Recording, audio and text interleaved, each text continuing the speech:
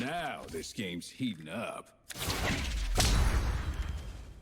Patch 1.2 features our first balance changes since the debut of Rising Tides. Correct. This is the actual first patch where they are messing with stats, as well as a bunch of card clarity updates.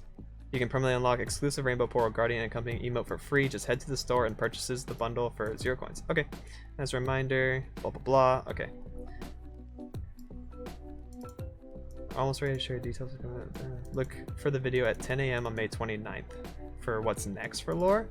Oh, are they going to announce like another region or new champions already? Balance in Rising Tides. During open beta, we learned some important things about live design, and we're using those lessons to add some additional metrics to our existing arsenal. Alright. This is pretty important. In order to achieve this, we'll continue to update cards for balance once a month, every other patch, in order to cultivate a healthy metagame over time. When deciding on changes, we look to a number of metrics and your collective feedback. That's good that they're actually listening to the players. I really love to hear this from a dev. With particularly key ones including individual card win rates, especially in their most ideal region pairing, deck win rates, and champion play rates. We also want every card to have a home, which, taken with the above framework, helps us decide which specific cards to test and ultimately change. Though again, this doesn't mean we expect all cards to be equally competitive or prevalent across modes. Yeah, it'd be impossible to expect that. Alright, let's take a look at him. Vladimir, his level up. For each other attacking ally, deal 1 to it and 1 to the Nexus. Now says, for each other attacking ally, deal 1 to it and drain 1 from the enemy Nexus. So you are healing as well for each attacking ally. Honestly, I don't think that's enough, but it is nice against aggro matchups, I guess. But I think by the time you get him leveled up and played, that would be already decided. I think the aggro decks are going to win, or you're just going to out-resource them. Let's see what they have to say about it. Vladimir has been falling short of the play rate, gameplay satisfaction, and champion resonance levels, so we're making more complex change by making Vlad's level 2 affect a drain. In addition to making Vlad feel more like a life-draining battle mage, this change should provide Vlad added utility and more exciting. So this is not trying to make Vladimir stronger, it's trying to make him more popular. They want people to try him so they can get better insight on how the decks perform. Not good enough. I don't think this is going to make Vlad good, but it will make him play it a little bit. Nerfing Karma by 1 mana, that's really good. We want Karma to be both more difficult to protect and more taxing on your immediately available mana, so we're bumping her cost to more constraints on what else players can do on the turn they play Karma. Good. I mean, I really don't like Karma decks personally. I think she is too strong. Making her cost 1 more, it opens up a lot more spells to actually be able to hit her. Shen going from 2 attack to 3 attack. Shen has been among the least played champions for some time, especially as he tends to require including Demacia in your deck to really shine. For now, we're boosting his power to make him more of a threat on his own and easier to plan profitable attacks around. Okay. Sure, 1 more attack. This isn't the thing holding Shen back. I think that barrier cards are just not strong enough and they need more support in, you know, future releases, but now he's buffed up to be prepared for those said releases. So I think when those cards come out and when the decks get refined, he will be in a really good spot. His leveled up is also going up by 1 attack to match. Makes sense. Vi, Nerf, 1 HP. She's keeping tough though. Okay. While Vi doesn't offer a particularly game warping effect like some champions, she's overperforming in multiple decks due to the raw strength of her baseline stats. She's basically what Hecarim was before he was nerfed. I've said this a few times on stream, but people started adding Hecarim and Rekindler as just a late game win condition to most decks that functioned as, you know, good aggro or mid-range decks, and he was just there to provide the cherry on top, and that's kind of what Vi is doing now, but 1 mana cheaper.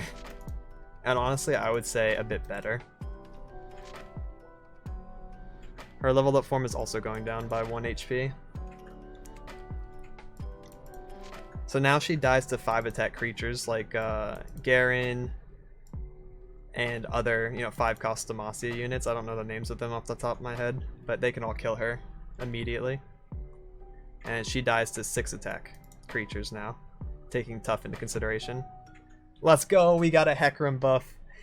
It's not his HP, which I just wanted them to have back, because I think he would be better as a 4-6 than a 5-5, but whatever. Hecarim's statline sometimes made it a bit too difficult to find profitable attacks, so we're bumping his power to help him attack into more board states and improve his gameplay satisfaction and overall effectiveness. I am satisfied by this as a mono Shadow Isles player. You'll love to see any buff to my boy Heck. Alright, moving right along, we got Great Horn Companion going from a 5-mana 4-5 to a 5-mana 5-5. I did not include him in my Scouts deck because he was just not good. I think this extra attack helps him compete with other 5-cost units, and being a Scout makes him actually really good. I think Great Horn Companion can find some room. Grizzled Ranger getting nerfed. Aw, big rip, man. Grizzled Ranger is among the most value-heavy followers in the game. Yeah, he's really strong. He was obviously too good. Now he's a 3-1. So he can't beat, you know, enemy Badger Bears in the mirror matchup. Still fine. Now this is a big hit. This is so much worse. I skipped over Chevalier because I just had to talk about Badger Bear going from a 4 to a 3. This hits my Scout deck really hard. Badger Bear can no longer trade against themselves, and they can no longer trade up into 4 HP creatures. Ah, man. Alright, what do they do with Chevalier? Do we even care? Wow, he got buffed by 1 more HP. 4 mana, 3-2.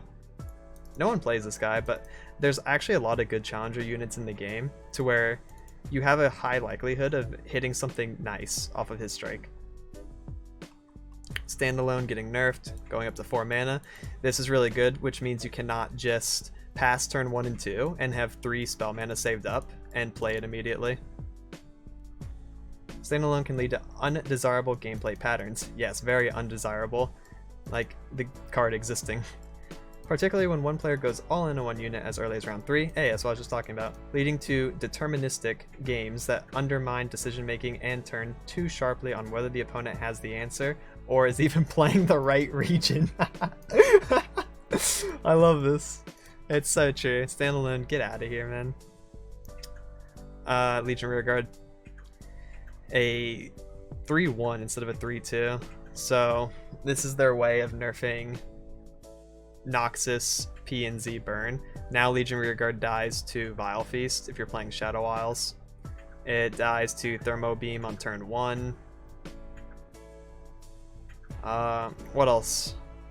Blade's Edge if you're running it, so Katarina can create that for free if you're running her.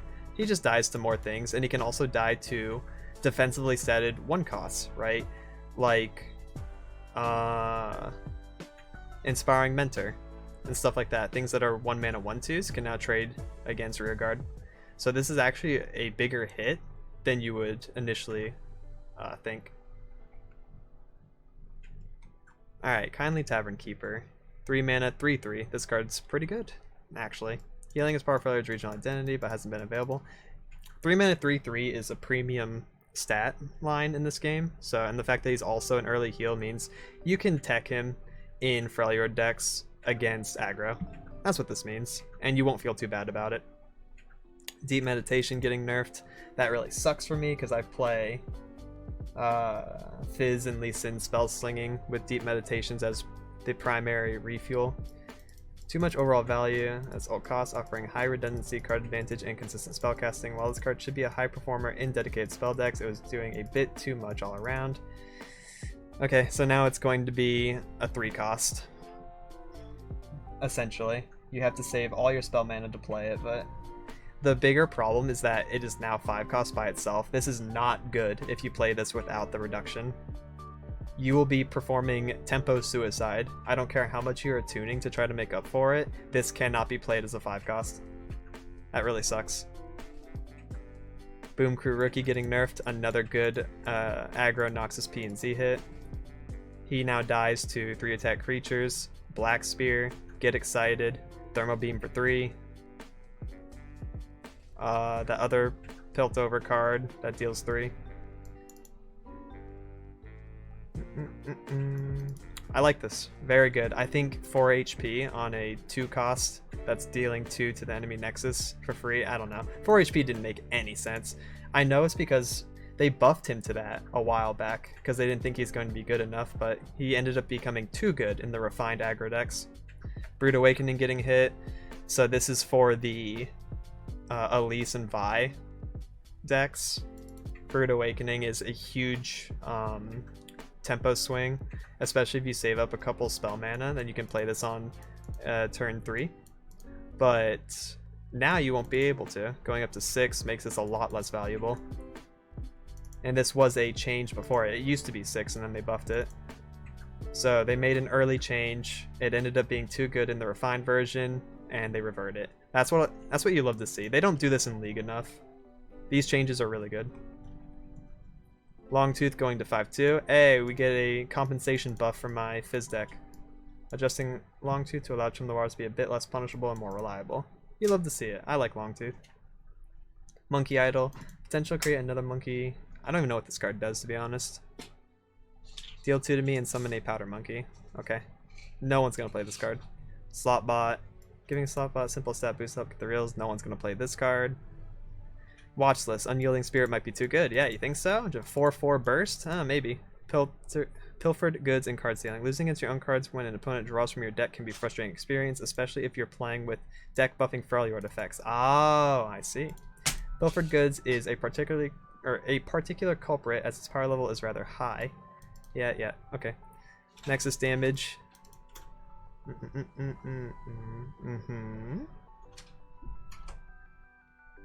So what are they trying to say here? Rising Tide's thematic and mechanics have significantly increased the amount of direct Nexus damage available to players. We've seen some problematic, potentially overloaded Nexus damage decks arise, and have made some targeted adjustments in this patch aimed at making early damage more preventable. Oh, so that's the route they're going instead of just adding Nexus HP.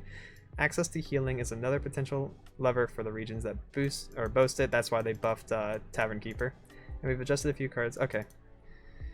They really don't want to give extra Nexus HP. Rules text clarity.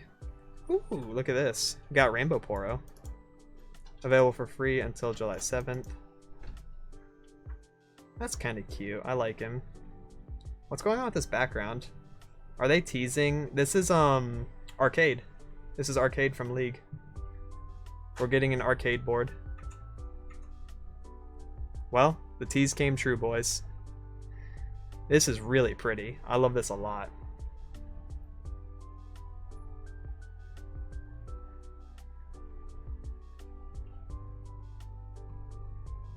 Got some more emotes.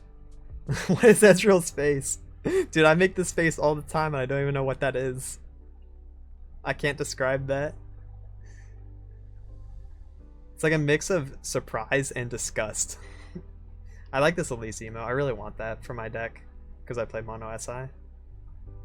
This Teemo one's funny too. If you're playing Puff Caps, I actually really like this. He's sweating. Oh, he is. It's so funny. New card back. Oh, I love Arcade. Look at that. Hecarim's spear lance thing. Ribbon sword. Take your game to the next level. Super cool. And we got some expeditions adjustments. Don't really care about.